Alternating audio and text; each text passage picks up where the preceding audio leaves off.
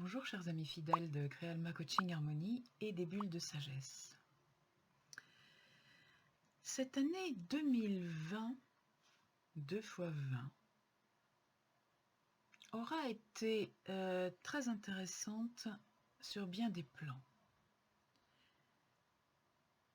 Ce dont je veux vous parler aujourd'hui, c'est l'obligation dans laquelle s'est trouvée l'humanité, et pour une fois la quasi-totalité de l'humanité, de se méfier de ses contacts avec autrui, de limiter ses contacts avec les autres êtres humains.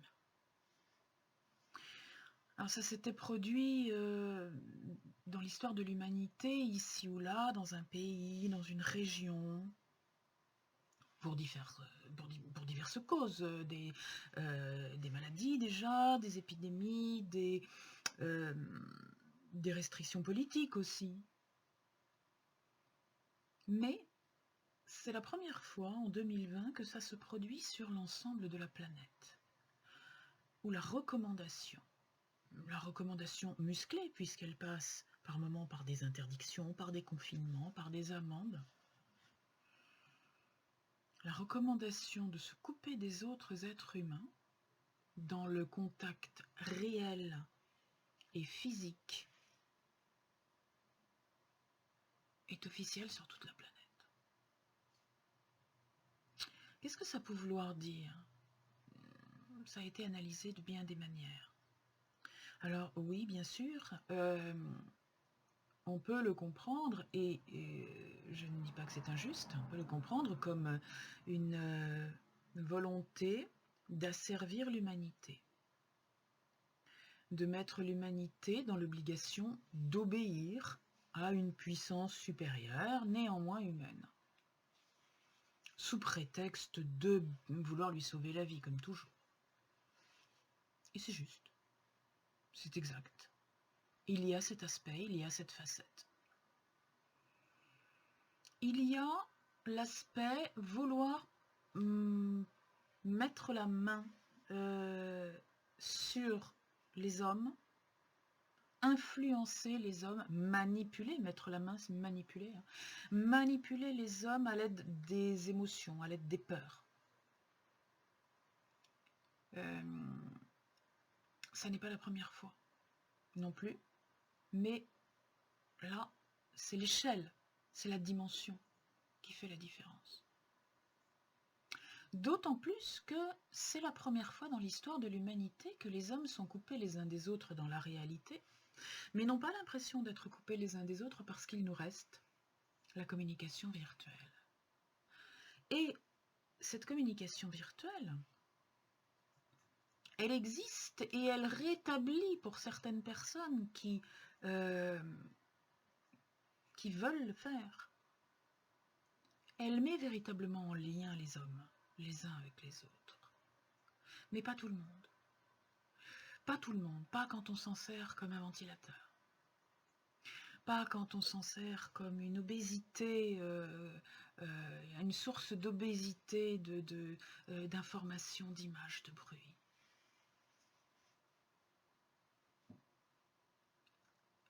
Il y a aussi une autre façon de voir les choses que je vous suggère.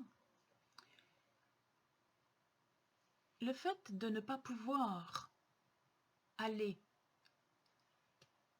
tout le temps au contact d'autres personnes nous incite, et nombreux sont les hommes tout autour de la planète qui l'ont compris, à entrer en contact avec notre intérieur. Cette période de confinement, où beaucoup de gens ont été confinés dans la solitude, a amené à deux extrêmes. Les uns se sont complètement effondrés parce qu'ils sont totalement dépendants du contact extérieur, et d'autres ont découvert que finalement, ils étaient bien en contact avec eux-mêmes. Cela leur permettait de retrouver le contact avec leur intériorité, avec leur centre, avec leur être intérieur, avec leur individualité. Et pour certains d'entre eux, ça a même donné lieu à des changements de vie complets, à des changements d'habitude, à des changements d'attitude. et à une sélection, je dirais, quant au contact extérieur. C'est-à-dire que pour certaines personnes, le contact extérieur maintenant, le contact avec les autres êtres humains, les autres individualités, va être très sélectif et non plus aussi euh, vide de conscience qu'il l'était avant. On voit effectivement les êtres humains se diviser en deux groupes. Ceux qui ne supportent pas d'être coupés du groupe et ceux que ça aide dans leur processus d'individuation. Nous sommes à une période où l'être humain est théoriquement dans l'âme de conscience, théoriquement doit mener un chemin d'individuation, doit se détacher de l'esprit de groupe, de l'âme groupe comme on dit, c'est-à-dire doit se détacher de la dépendance à la famille, de la dépendance à tout type de groupe, parti politique, club de foot ou groupe Facebook, pourquoi pas. La dépendance n'a plus lieu d'être et le chemin d'individuation est à gravir. Ce chemin d'individuation ne suppose pas qu'on aille vivre en ermite au fond d'un bois dans une cabane. Il suppose que l'on ne soit plus dans la dépendance de l'autre. Dépendance affective, dépendance matérielle, etc. Je ne dis pas non plus qu'il faille couper tout lien avec tout être vivant. Je ne dis pas non plus qu'il ne faille plus demander d'aide, ni qu'on ne peut plus se faire accompagner sur ce chemin d'individuation par ses proches ou par des professionnels. Bien sûr que non. Mais ce chemin d'individuation est maintenant le chemin juste pour l'humanité. Le fait d'être coupé physiquement des autres, on ne peut plus aller à des regroupements, on ne peut plus aller ici ou là. Et quand on y va masqué, c'est-à-dire partiellement coupé quand même, parce que même quand on est en présence des gens, ce masque, ça coupe quelque chose. Sachant que 90% de la communication est non verbale et passe par les gestes. Alors les gestes du corps, oui, et aussi les gestes du visage. Eh bien le fait d'enfermer les gestes du visage derrière un masque coupe une grande partie de la communication.